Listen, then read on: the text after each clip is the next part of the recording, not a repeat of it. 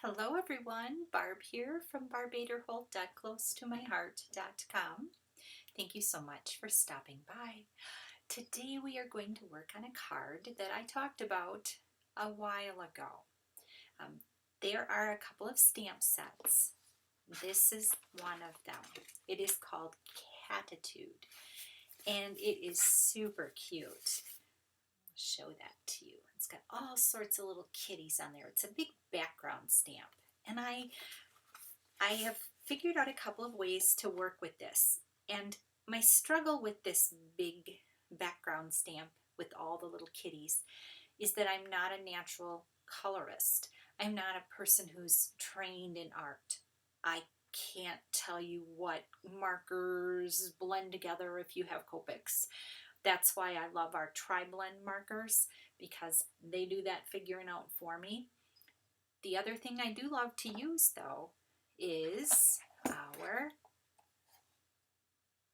watercolor palette. And I use one of our watercolor brushes.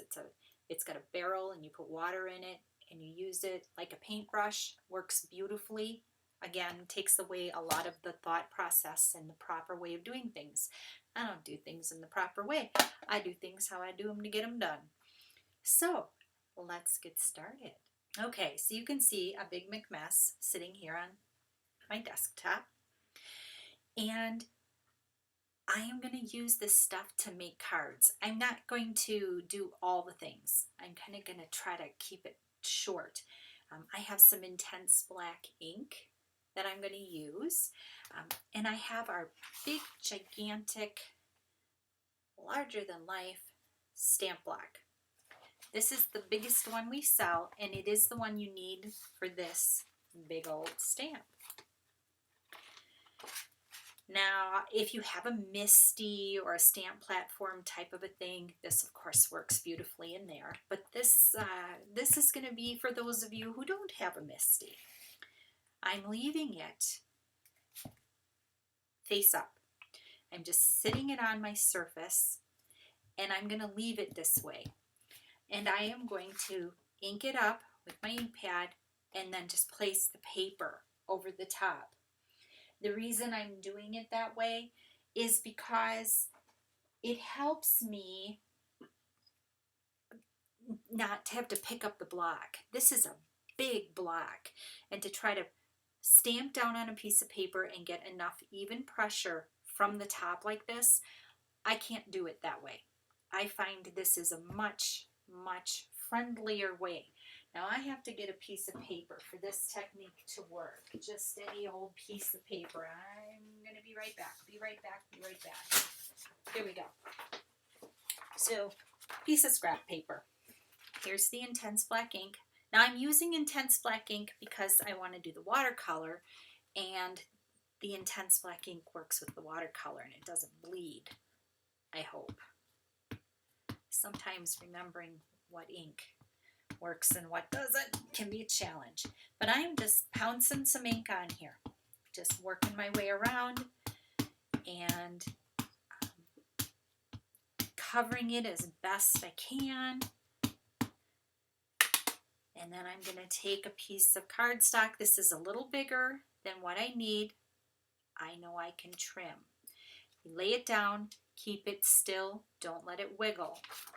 Take your piece of paper, put that on top, and then you can just use your hands and just rub all over that image to transfer that ink from the stamp up to the paper.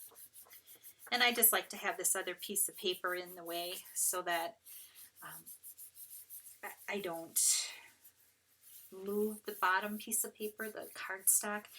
I find that if I just rub on the cardstock, it slips on me. So having a piece of paper in between seems to stop that from happening. Now let's see how we did. Peel it off. Ooh, that's cute. That looks pretty good. I like it. I like those kitties. I'm going to set this to the side. I'm just going to trim it all the way around.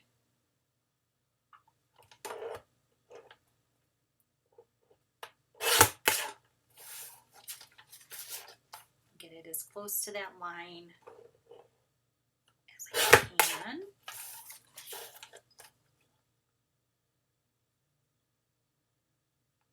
And sometimes you have to be quiet and concentrate. The next step for this card is to cut out a piece right from there. Okay, and the die that I used is the smaller of the two sizes in the stitched simple brackets. These are so cute. And why I did that, I cut that out of there because now I'm only faced with really having to color this little bit. This is much more manageable to me. So I'm going to set that to the side. And I'm going to pull this in.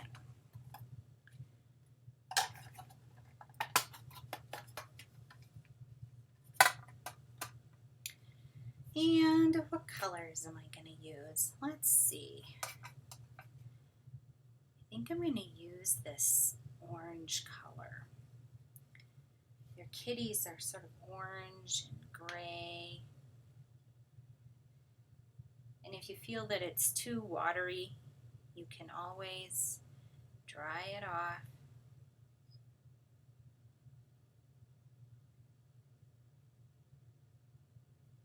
And I did not use watercolor paper. You certainly can.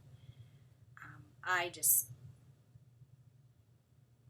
decided not to. For something this small, I didn't think that it really, really mattered. And I have a little rag off to the side and I'm wiping that off. And I'm just coloring the kitties, picking some different colors. I think I'll do maybe this color too. This would be cute.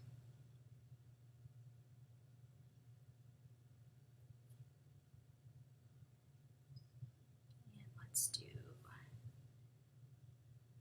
this one here. And you can see what I'm doing. I'm just working my way around and coloring the kitties. It's not perfect. It's watercolory. And it's okay. It doesn't have to be perfect. We got this little guy here in this box. So cute. And I'm just coloring the kitties. I'm not going to try to color the other things in the picture. I'm just slapping on a little watercolor, and I am going to do a little bit of some kind of a red here in the little heart because I think that's too cute. And I'll do a little brown.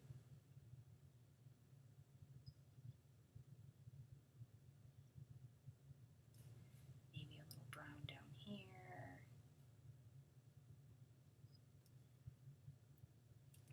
Let's see, what else have we got here for colors? With this guy. We'll do a little orange here.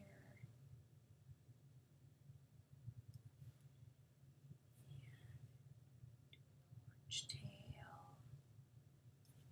That's yellow, so we'll add in another little color to change that up just a little bit so it doesn't look the same. I need something there. What do we think we want to do? How about this guy? Kind of a bright orange. And then there's a little tail over here and a little tail down here. Good enough. Now what I'm going to do, I squoze the barrel and you just rub it on your cloth until the water's running clean. And then you're all good to go. And you put the cap on. Close up your watercolors. Get that out of the way. And you can take your cloth and just pat off any of the watery paper and it'll be just fine. I have one ready to go over here. So what I have is, I have a 4 1/4 by 5 1/2 piece of black cardstock, and I'm going to glue that down because I love glue is fast. Fast and quick. Fast and quick. Then I have my piece of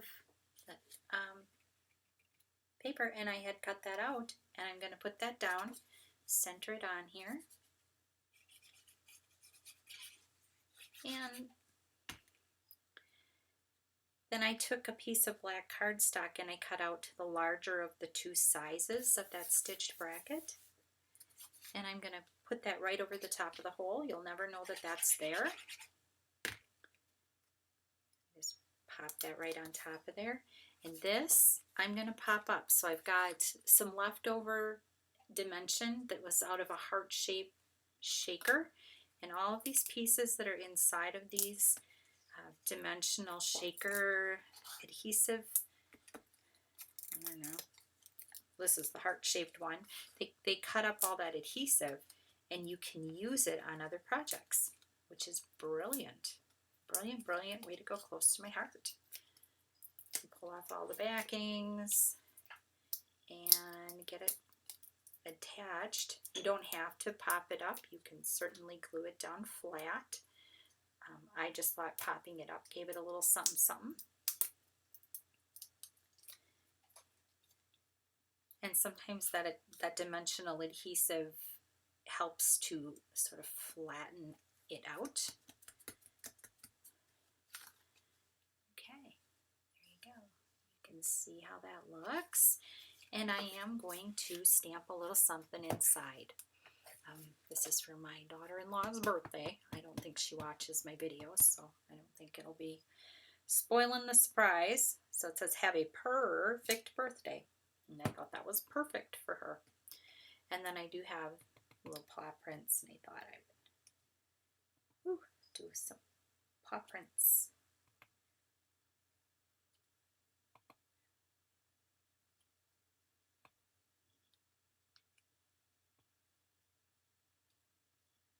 There. Super cute. And that's it. That's the first card. Now the second card, I cut out, I stamped it, trimmed it down. So it's about 4 by 5 1/4. And I'm going to adhere this to the card base. These are the close to my heart card bases. They come card bases and envelopes all together, so you're good to go. Actually, this is a card base that I made out of some paper at home that I had laying around. Then I took one of our multi-circle window dies, cut it out of black cardstock, and I'm hitting the highlights here with my liquid glue. And I'm going to put that right on top. And that is, again, that 4 by 5 1/4. Now, as you're looking on here, there's a spot where there really isn't much of a face. And I took a few of the little circles that come out of the die when you cut it, and I'm going to stack them up in one of the circles. You could stack them all over. You could do something like that. But I thought it would be fun to stack them up a couple high.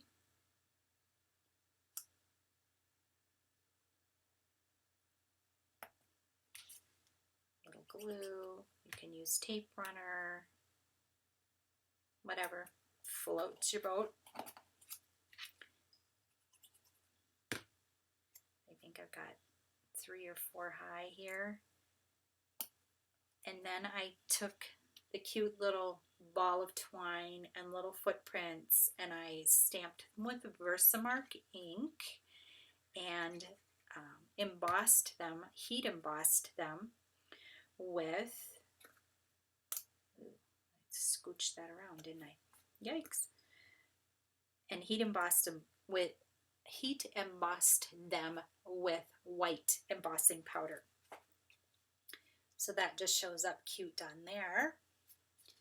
And then I think I will stamp a little something in here. What have we got? It goes, you're the cat's meow. You're my favorite human. I like you're the cat's meow. I think I'll do that one. And I have another friend who loves her kitty. I wish they'd make one of these with bunnies.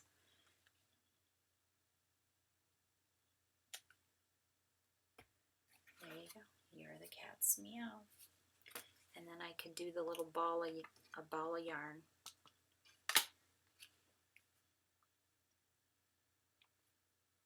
There.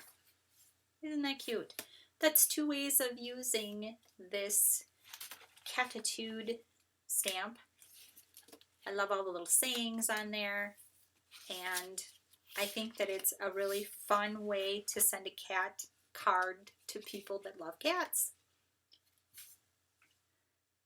So thank you so much for stopping by. Have a blessed, crafty day, and I'll see you next time.